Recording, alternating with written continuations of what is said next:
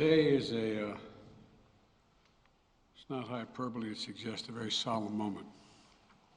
Today, the Supreme Court of the United States expressly took away a constitutional right from the American people that it had already recognized.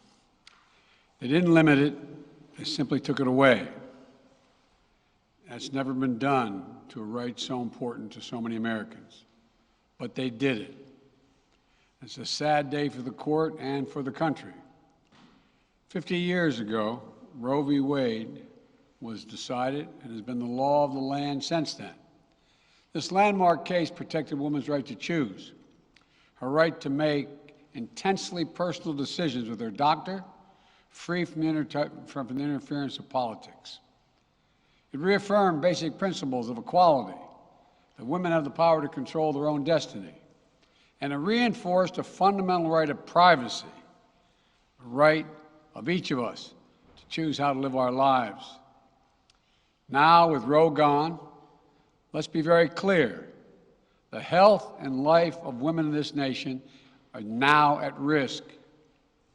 As chairman and ranking member of the Senate Judiciary Committee, as vice president and now as president of the United States, I've studied this case carefully. I've overseen more Supreme Court confirmations than anyone today, where this case was always discussed. I believe Roe v. Wade was the correct decision as a matter of constitutional law and application of the fundamental right to privacy and liberty in matters of family and personal autonomy. It was a decision on a complex matter that drew a careful balance between a woman's right to choose earlier in her pregnancy and the state's ability to regulate later in her pregnancy. A decision with broad national consensus that most Americans of faith and backgrounds found acceptable, and that had been the law of the land for most of the lifetime of Americans today. And it was a constitutional principle upheld by justices appointed by Democrat and Republican presidents alike. Roe v. Wade was a 7-2 decision, written by a justice appointed by a Republican president, Richard Nixon. In the 5 decades that followed Roe v. Wade, justices appointed by Republican presidents from Eisenhower, Nixon, and Reagan, George W. Bush, were among the justices who voted to uphold the principles set forth in Roe v. Wade. It was 3 justices named by one president, Donald Trump, who were the core of today's decision to upend the scales of justice and eliminate a fundamental right for women in this country. Make no mistake, this decision is a culmination of a deliberate effort over decades to upset the balance of our law. It's a realization of an extreme ideology and a tragic error by the Supreme Court, in my view. The court has done what it has never done before, expressly take away a constitutional right that is so fundamental to so many Americans that had already been recognized. The court's decision to do so will have real and immediate consequences. State laws banning abortion are automatically taking effect today, jeopardizing the health of millions of women, some without exceptions. So extreme that women could be punished for protecting their health. So extreme that women and girls were forced to bear their rapist's child. With the child, a consequence. It just stuns me. So extreme that doctors will be criminalized for fulfilling their duty to care. Imagine having a young woman have to carry the child of incest as a consequence of incest. No option. Too often the case. The poor women are going to be hit the hardest. It's cruel. In fact, the court laid out state laws criminalizing abortion that go back to the 1800s as rationale. The court literally taking America back 150 years. This is a sad day for the country, in my view. but it doesn't mean the fight's over. Let me be very clear and unambiguous. The only way we can secure a woman's right to choose, the balance that existed, is for Congress to restore the protections of Roe v. Wade as federal law. No executive action from the president can do that.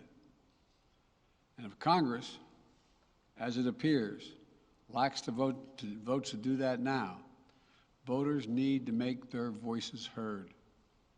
This fall, we must elect more senators and representatives who will codify women's right to choose into federal law once again.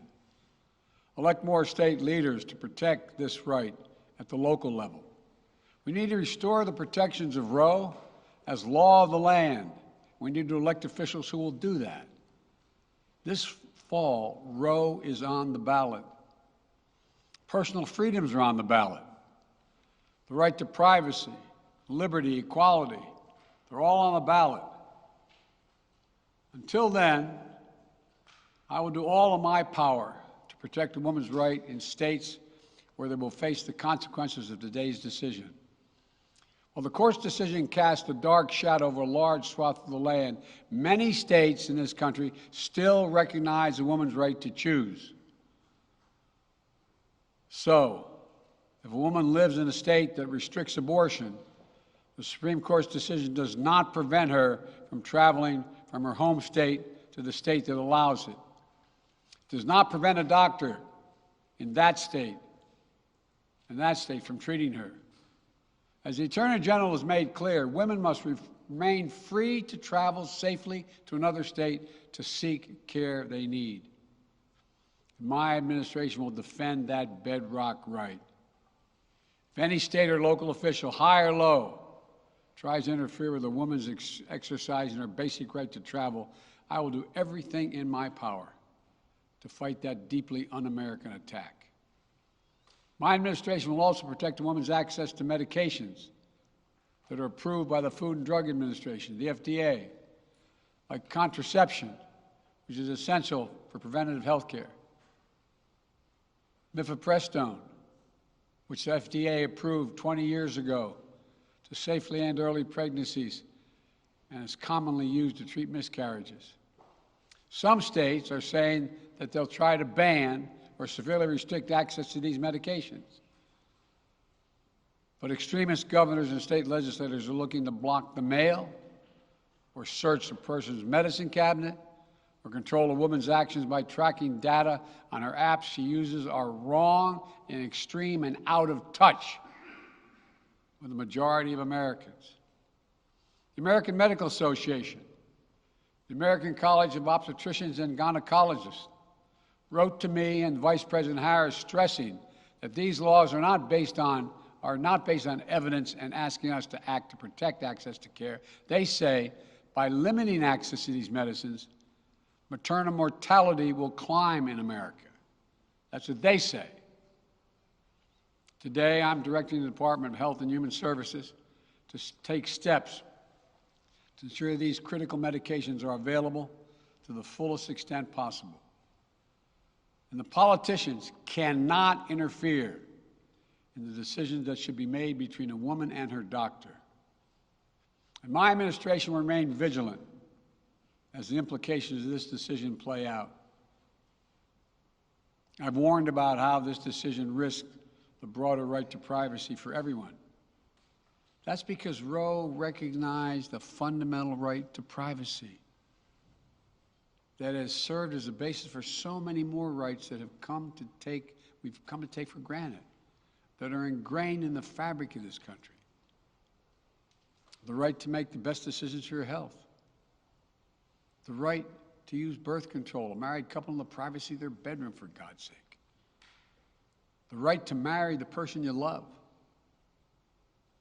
Now, Justice Thomas said as much today. He explicitly called to reconsider the right of marriage equality, the right of couples to make their choices on contraception. This is extreme and dangerous path the court is now taking us on. Let me close with 2 points. First, I call on everyone, no matter how deeply they care about this decision, to keep all protests peaceful. Peaceful, peaceful, peaceful. No intimidation. Violence is never acceptable.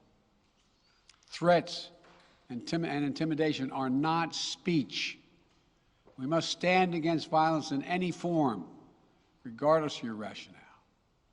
Second, I know so many of us are frustrated and disillusioned that the court has taken something away that's so fundamental. I know so many women are now going to face incredibly difficult situations. I hear you. I support you. I stand with you.